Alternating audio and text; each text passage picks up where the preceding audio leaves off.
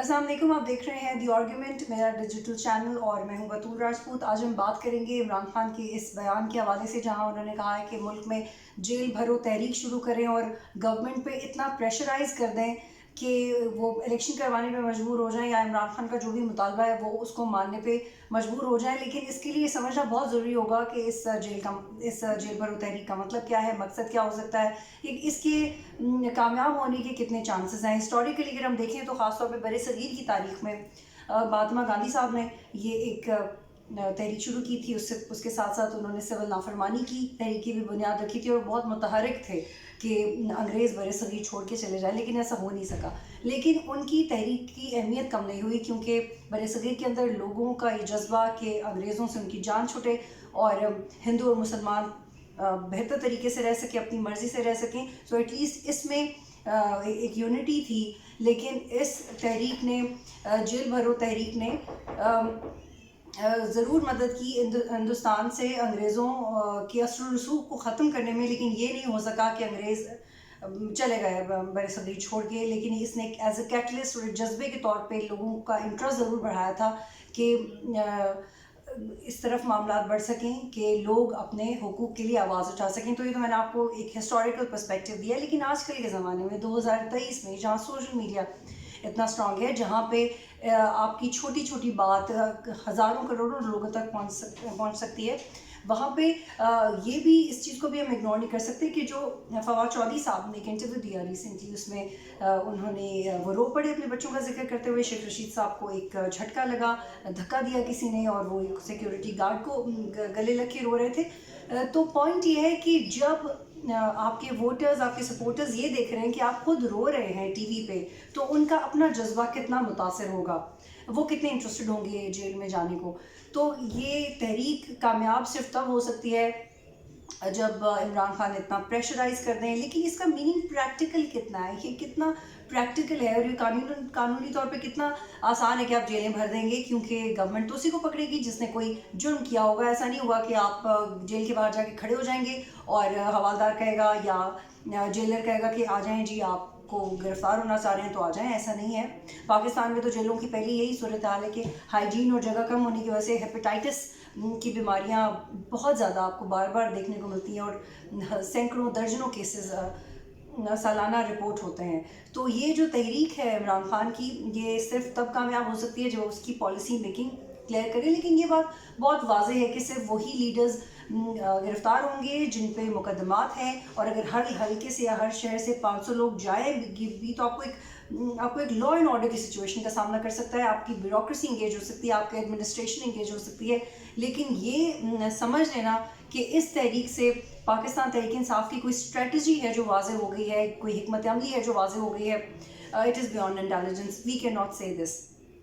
लेकिन ये एक नया मूव ज़रूर है पीटीआई की तरफ से अपने वोटर को इंगेज करने के लिए कि चलें, हमारे इलेक्शन तो नहीं हो रहे, हमारी 2 लॉन्ग मार्चेस भी इस तरह से कामयाब नहीं हुई, हमें वापस आना पड़ा। इमरान खान ने कहा था मैं 6 दिन के बाद वापस आऊँगा और 6 दिन के बाद वापस नहीं आए। तो just to engage your voter and just to get more time and just to get some more media attention, you have to say something। वरना अगर इमरान खान के बयानात की बात की जाए तो वो तो हर कुछ देर के बाद या बोल देंगे कि सियासी बयान है, या वो अपना माजी का कंपैरिजन पसंद नहीं करेंगे। लेकिन ये जो जेल भरो तहरीक इतना बड़ा आपको एक डिमांड नज़र आ रही है, ये ऐसा होता हुआ दिखाई नहीं देगा, और ये इस पर बहुत डिपेंड करता है कि गवर्नमेंट इसको कैसे टैकल करती है। इमरान खान एक बहुत बड़ी रीज़न दे रहे हैं कि देखिए जी, हमारे लोगों को तो ये गिरफ्तार कर ही रहे हैं। शेख रशीद को किया, आज़म सवाती के हवाले से एक पूरा प्रोसेस हुआ, शहबाज गिल को किया, फवाद चौधरी को किया, ये हमें गिरफ्तार तो कर ही रहे हैं और मेरी गिरफ्तारी का भी चांसेस है, यानी कि इमरान खान की। तो क्यों ना हम खुद ही अपनी गिरफ्तारी दे दें। लेकिन क्या गवर्नमेंट यही सोच रही है जो एग्जैक्टली जिस तरह से इमरान खान उसको ट्रांसलेट कर रहे हैं?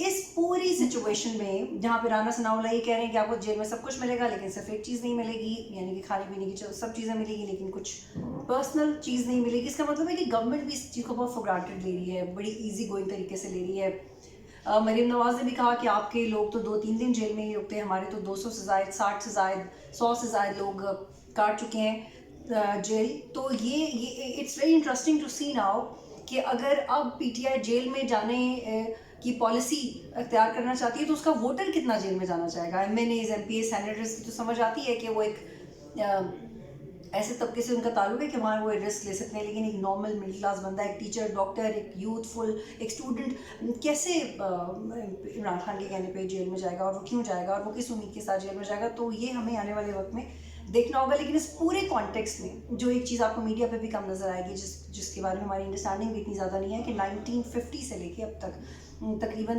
22 سے زیادہ دفعہ پاکستان IMF کے پاس جا چکا ہے. تقریباً 23rd اور 24th ڈائلاگ اس وقت پاکستان کے ایک پیکج ڈسکس ہو رہا ہے. IMF کی اسٹاف لیول میٹنگ ہو رہی ہے, اس کے بعد اگر یہ معاملات آگے بڑھتے ہیں تو پالیسی لیول کی ہوگی.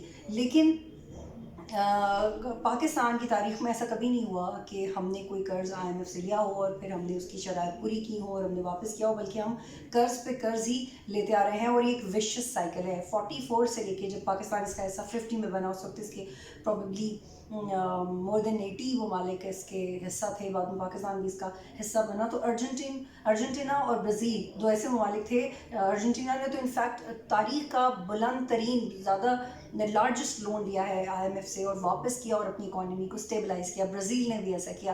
لیکن پاکستان تو قرض لیتا ہی چل رہا ہے, بلکہ ہم اب تو اپنے قرض اتارنے کے لیے بھی مزید قرض لینے پڑتے ہیں. تو یہ میں نے آپ کو تھوڑا سا اکانومی کا ریسنٹ سچویشن اس لیے بتائی کہ آپ اندازہ لگا سکیں کہ ایک طرف آپ کی اپوزیشن جیل میں جا رہی ہے, جو کہ آنسریبل نہیں ہے اگلے الیکشن میں. اگلے الیکشن میں موجودہ گورنمنٹ آنسریبل ہے, اور موجودہ گورنمنٹ ان کے بندے پکڑ پکڑ کے جیلوں میں جا رہے ہیں, which is quite visible کہ یہ پولیٹیکل وکٹمائزیشن ہے. ورنہ آپ یہ سوال اٹھا سکتے ہیں کہ فواد چودھری کے بیان سے الیکشن کمیشن بادر ہی کیوں ہوا, شیخ رشید کے بیان سے آصف علی زرداری بادر اگر ہوئے, وہ لیگل جنگ لڑتے کیوں آ گئی پولیس, ان کے پیچھے اٹھا کے کیوں لے گئی, ان کو بھوکا کیوں رکھا, ان کو سونے کیوں نہیں دیا.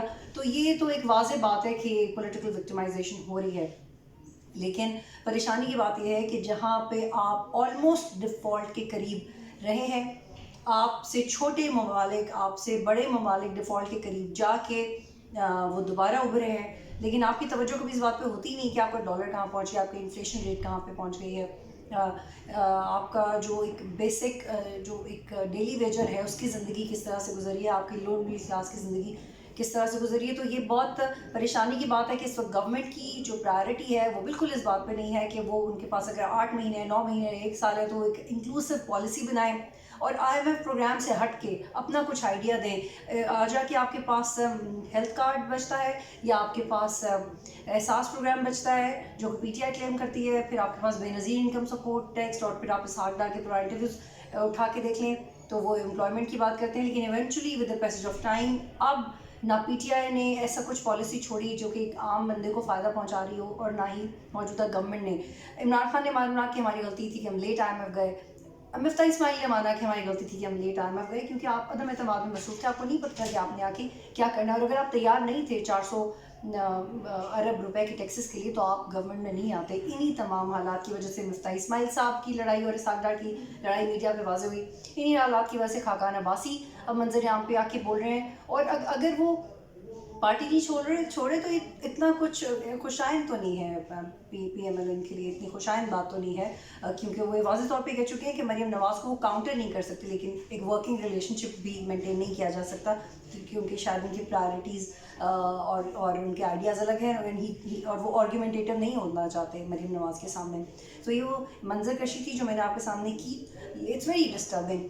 اب دیکھنا ہے کہ عمران خان کی جو جیل بھرو تحریک ہے اتنی ہی پریکٹیکل ہے جتنا وہ سوچ رہے ہیں, یا وہ اپنا بیان بدل دیں گے. گورنمنٹ کی کیا تیاری ہے, کیا یہ مزید کیوس کی طرف جائے گا, اور اسٹیبلشمنٹ اے پولیٹیکل لگ تو ضرور رہی تھی, لیکن it doesn't seem to be a political now, کیونکہ واضح طور پہ بیوروکریسی اور ایڈمنسٹریشن اور وہ تمام چیزیں جو گورنمنٹ کے ساتھ جا رہی ہیں, وہ تمام معاملات بڑے پیرلل اس فیور میں جا رہے ہیں کہ جو گورنمنٹ کو چاہیے. بہت شکریہ.